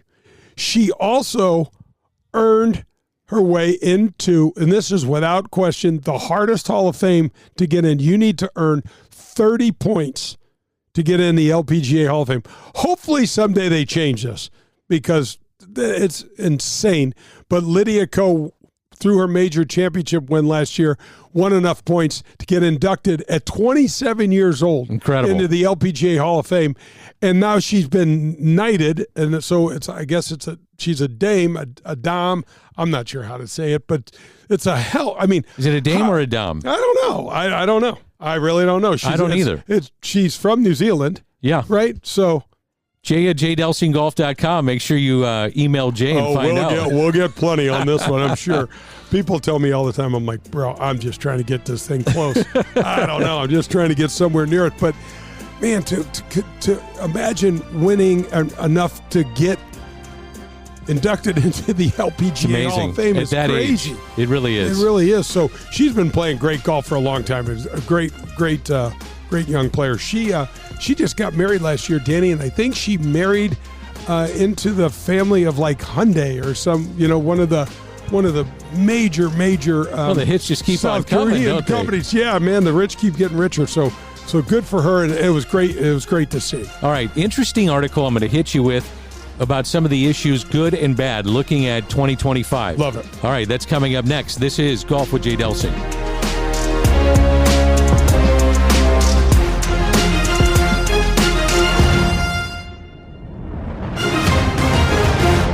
Daugherty Business Solutions has been enhancing the business of our customers for the last 37 years.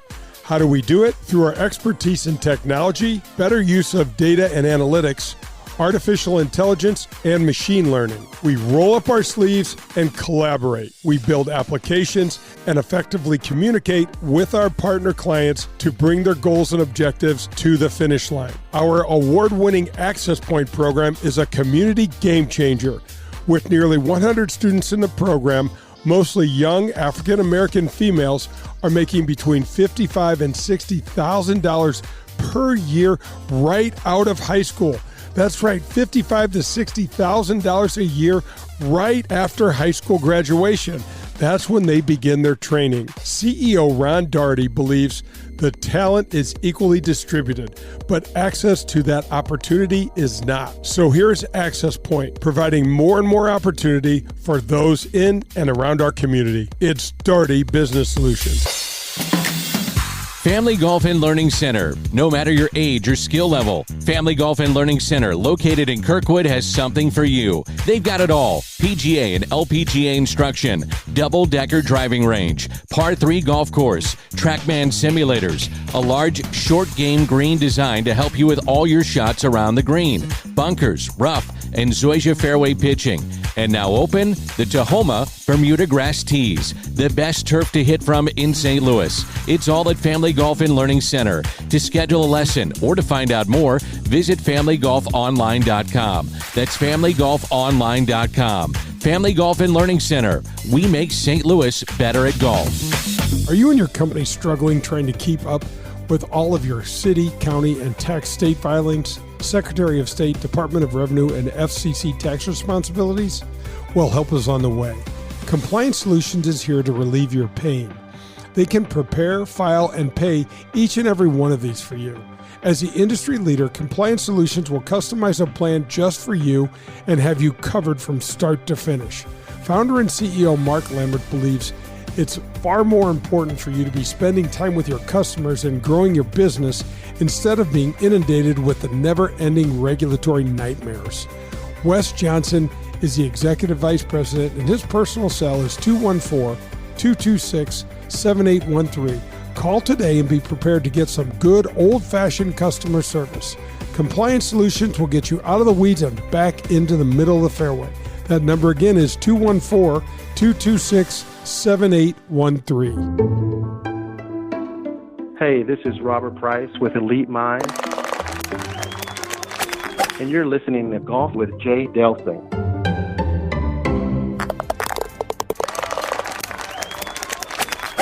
Have you noticed how expensive it is to attend or send your child to college? It's nearly impossible not to be blown away at the current cost. And oh yeah, we both know it's only going to cost more next year. Well, get ready for a game-changing solution for you, your child, and your entire family. Have you heard of the Evans Scholarship Program? This is a 120-year-old program that's been sending qualifying young men and women to college absolutely free. That's right, for no cost to you.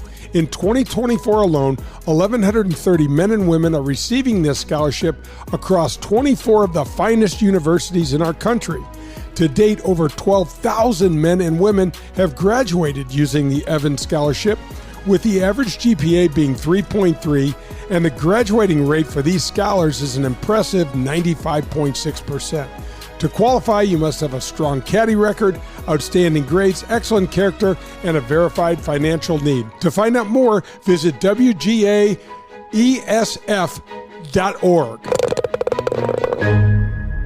This is Golf with Jay Delsing, rated as the #1 golf show in the Midwest. Now let's get back to Jay and Dan.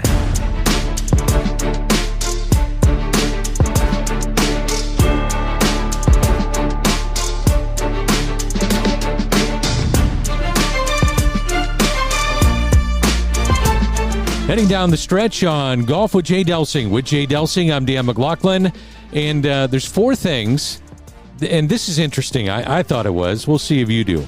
All I want for Christmas is these 4 additional PGA Tour changes written by Brentley Romine. Oh, okay. Love it. All right, number 1, and this is something I think we all can agree with, but you reunite the stars. What happens to Live Golf and its members if a deal is reached? And that is a big question. And there's a lot of hypotheticals that would go along with that. Yep. But everybody wants to see them come back together. You want the best players in the world to come back together.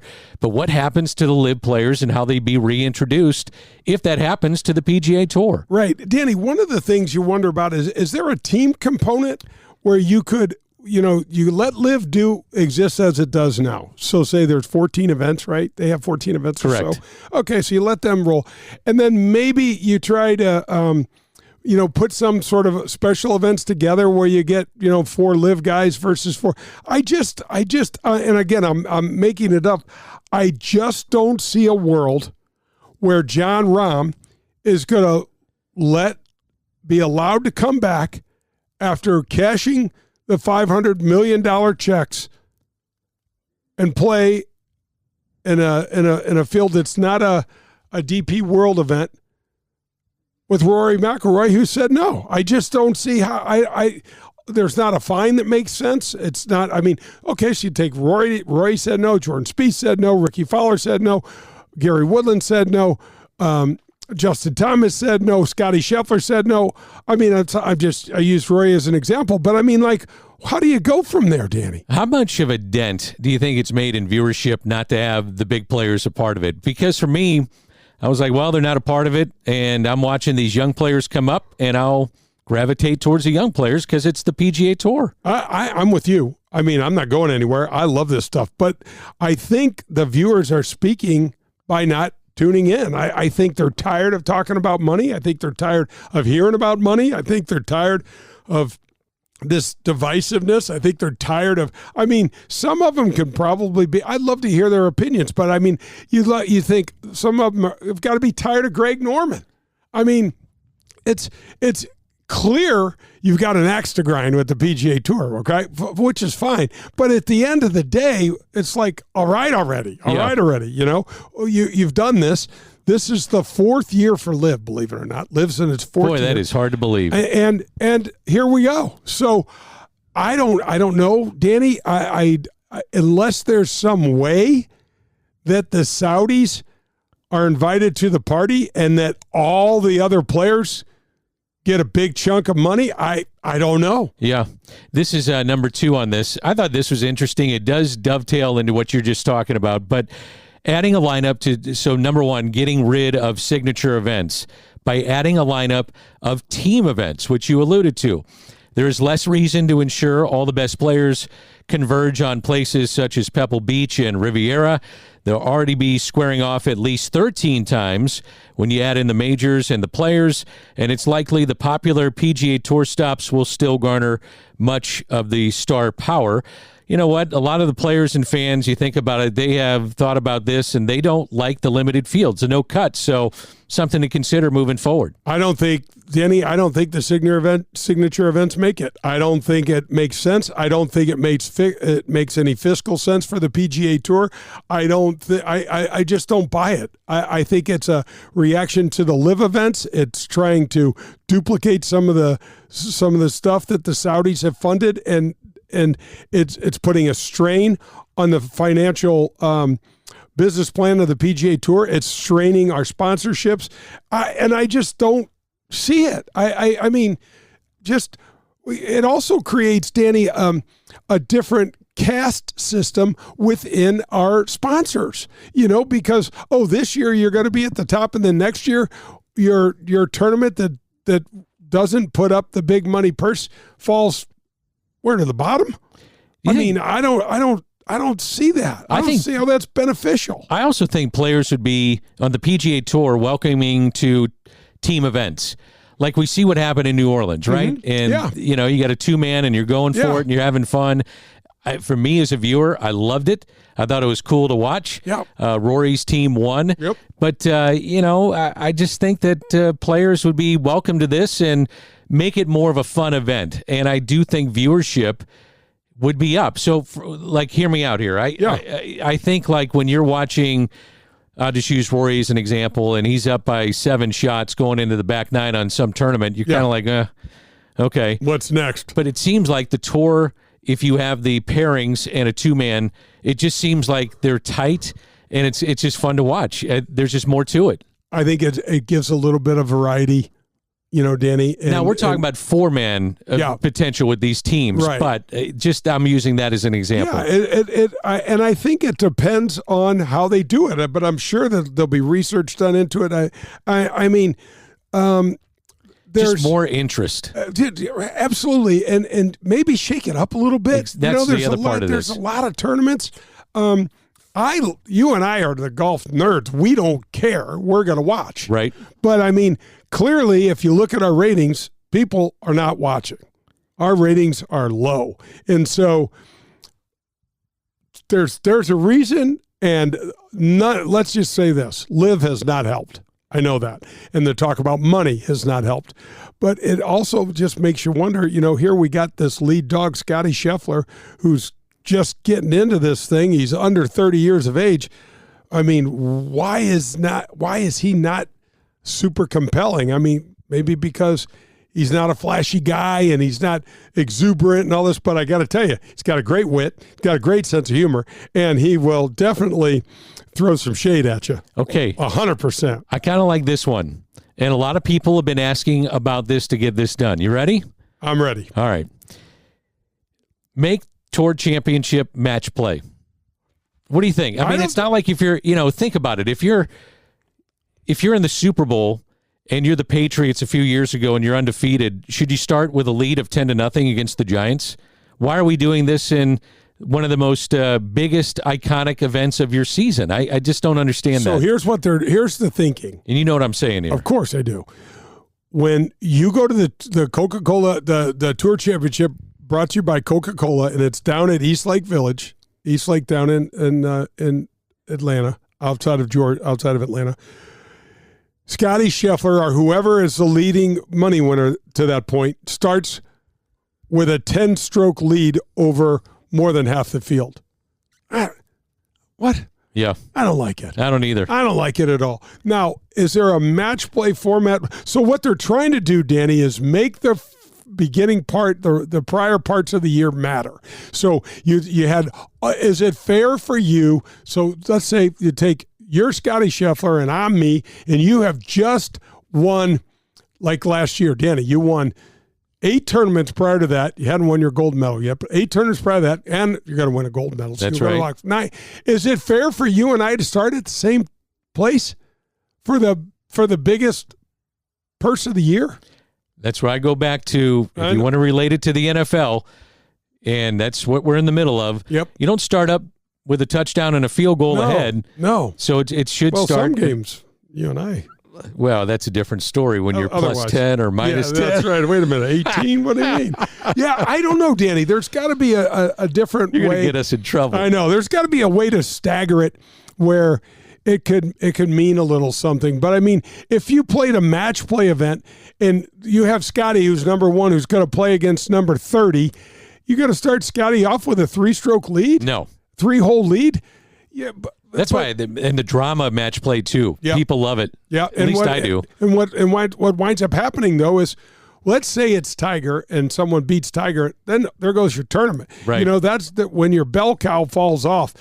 But obviously, what Scotty's doing is not bringing in enough viewers. So I'm not sure, but there's got to be a better way to do it than the way we do it now. Okay, number 4. Move playoff events around. So the PGA Tour currently does not have regular season stops in New York, Boston, Chicago, Washington, D.C., now Las Vegas. If that's not changing, then why not give itself flexibility, playoff stops, especially the Tour Championship? Now, you only have 30 players.